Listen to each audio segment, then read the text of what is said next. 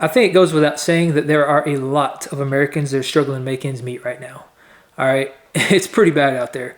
And there's a lot of reasons for this, but I think it really boils down to the fact that employers are expecting their workers to bust their butt twice as hard for the same wages we were making 10 years ago, all while the cost of everything else just keeps going up. The cost of housing, land, rent, vehicles, goods, and specifically food, which is what I want to highlight in this video, just keeps climbing, and there is no sign of it slowing down. Now, this is a huge problem for a lot of reasons, but when it comes to food, these prices are causing people to resort to eating cheap food that is absolutely toxic and horrible for your health. But see, that's the thing, is that we've been misled and manipulated into thinking these junk foods are actually cheaper than the healthier alternatives, things like meat and animal products, but they're actually not. And I don't want the rising cost of these goods to be a barrier to entry for people trying to live a healthy life. So for that reason, I'm going to quickly expose the manipulation tactics that these industries use to make you believe that healthier foods are actually more expensive, and then share some budgeting tactics I use to make sure I always have enough money to maintain a healthy lifestyle. And specifically for me, that means eating copious amounts of red meat, which is usually considered to be the most expensive food there is, but I assure you it's not, and I'm going to prove it to you. So with that out of the way, why in the world should you listen to me?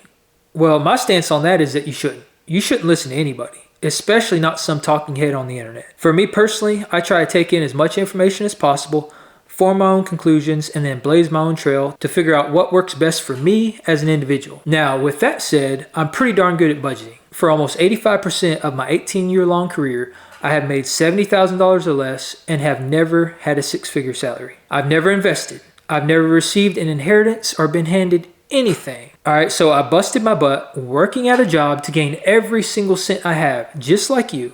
And I was able to budget and save my way to owning 2 homes, pretty much every materialistic item I could ever possibly want, being completely debt-free, and retiring from the workforce at the ripe old age of 39.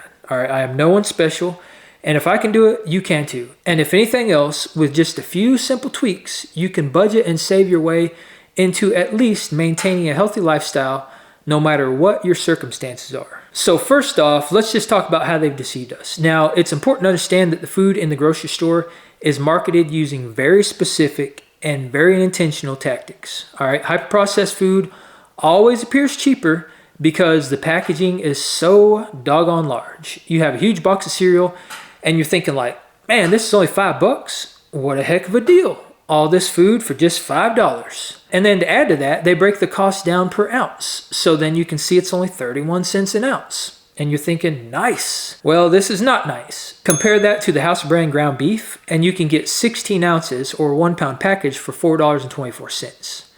All right, and I priced this out of San Diego, California, by the way. So I don't want any of that. It's more expensive in my area stuff because that is very, very expensive out there. And there's a video on my channel where I broke this down in detail, which I will link below.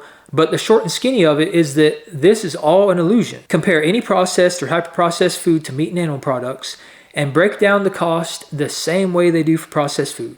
Break it down per ounce, compare the calorie content, then break it down by the cost per 100 calories, and you will notice that these garbage foods are not cheaper than meat. Calorie for calorie, nutrient for nutrient, ounce for ounce, meat and animal products win every single time. And when you buy animal products, you're buying highly bioavailable, nutrient-dense food that is full of all the essential vitamins, minerals, and nutrients that you need to thrive. The other foods, that is not the case. They are absolutely toxic and full of a bunch of stuff we are not meant to consume. And no living organism on the planet should be consuming them. So straight out of the gate, there's no reason to switch back to eating junk foods because you're not saving a dime by doing that. Also keep in mind that processed foods are component foods. So in other words, you have meat, cheese, bread, snacks, condiments, and different foods for every single meal. And all this stuff adds up. So what was a singular cost is now tripled, quadrupled, or even more. They also don't keep you satiated very long, so you eat more of them because that's what they're designed to do. And all this equals you not saving money by eating this hyper-processed toxic garbage. Don't fall for this. It's not the way. Stick with animal products and real, natural whole foods, and your health and your wallet will thank you. Which is a natural transition into the next topic, which is healthcare expenses. All right, I think you see where I'm going with this. When you eat garbage food, your health will suffer. Weight gain, obesity, chronic disease, all these foods lead to horrible health outcomes. Our body is a direct reflection of the stuff that we put in it. As someone who's been severely ill, I can tell you from experience that if you really want to throw away money, try being sick for a while. That is the fastest way to empty your bank account, I promise you. Prioritizing your health and maybe spending a few cents more up front is going to save you a ton of money on the back end. Trust me on this. Been through it. Eating nutrient-dense whole foods and focusing on animal products is one of the best and most cost-effective forms of health insurance that any of us have. All right, so now let's talk about budgeting. So there's a bunch of different things we can do to save money and to get the most out of the money that we have. So the first thing is to stop eating out. Eating out, ordering in, paying for food delivery, all that stuff, you're paying for convenience. By the time you pay for all that crap, which most of it is also crap food, by the way, you could have probably bought a couple days worth of meals. Vending machines, buying made-for-you coffee, beverages, snacks, all these things are garbage and a huge waste of money. Do not do it. All right, next, sit down and do a deep dive and really analyze the stuff you spend money on. I'm talking about consumer goods, commodities, subscriptions, all that kind of stuff, all right? That brand new iPhone that just came out, do you really need it? Or can you get by with the one that you have that is no different than the new one? All right, because they're really no different. I buy $100 phones off eBay. I have a Galaxy A51 that cost me a little over $100. It has a 48 megapixel camera, shoots 4K, and does everything I need it to do. I will never spend a couple grand on a brand new phone. It's one of the worst purchasing decisions I have ever seen. This is consumerism at its finest, all right? The same goes for your phone bill.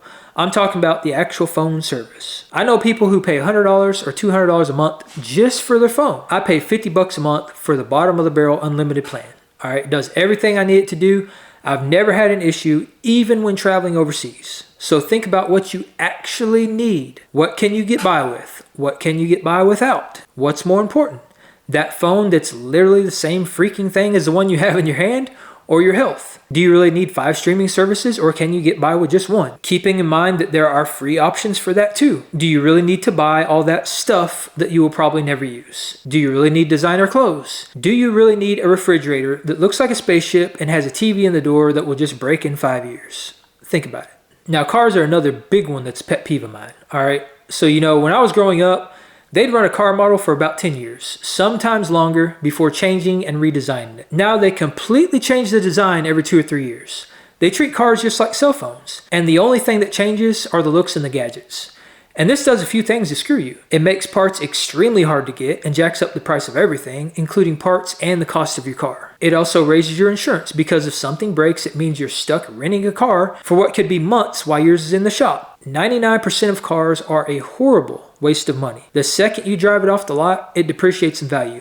Just like that, which basically means it's not worth what you paid for it in the first place. You literally cannot drive a car off the lot and sell it a minute later for the same price you paid for it. And then factor in full coverage insurance, taxes and registration, which are also going to be very sky high, and your car payment.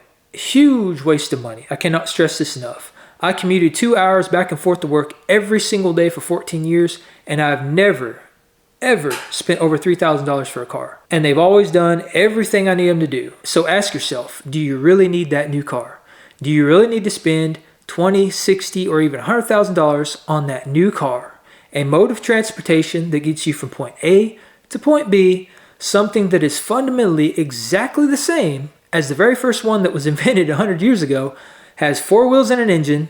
Is it really that important to get 1 extra gallon of gas mileage and have 2 more buttons inside that you can push? No thank you, next. All right, so now look at all the other areas of your life where you might be throwing money away and look for places where you can cut back. So generally speaking, the more stuff you're paying for, the more things you're paying on, and the newer the things you're buying, the more stuff you're doing, that's more money that's leaving your bank account. So to budget and save more money, maybe it means not going out as often and just having friends over instead. Maybe it means buying perfectly good stuff off Marketplace instead of buying it brand new. There's nothing wrong with that, and sometimes it's even better. These days, almost all big purchases I make are pre-owned goods. I'd have it no other way for a lot of different reasons. And this is simple semantics. The more you spend, the less money you have. The more debt you have, the less money you have, technically speaking.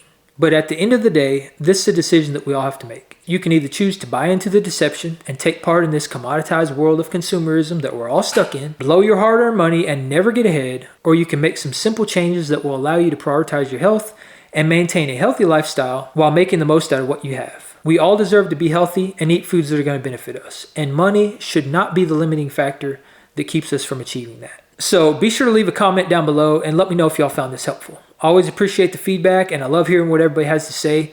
And you know, these comments, they really help nudge YouTube into pushing these videos out to more people, which means that's just more people we can help, which when it comes to important topics like this, that's an amazing thing. If you like this and you got some value out of this, be sure to like, subscribe, join the Apex Tribe, and I'll see you in the next one. All right, peace out.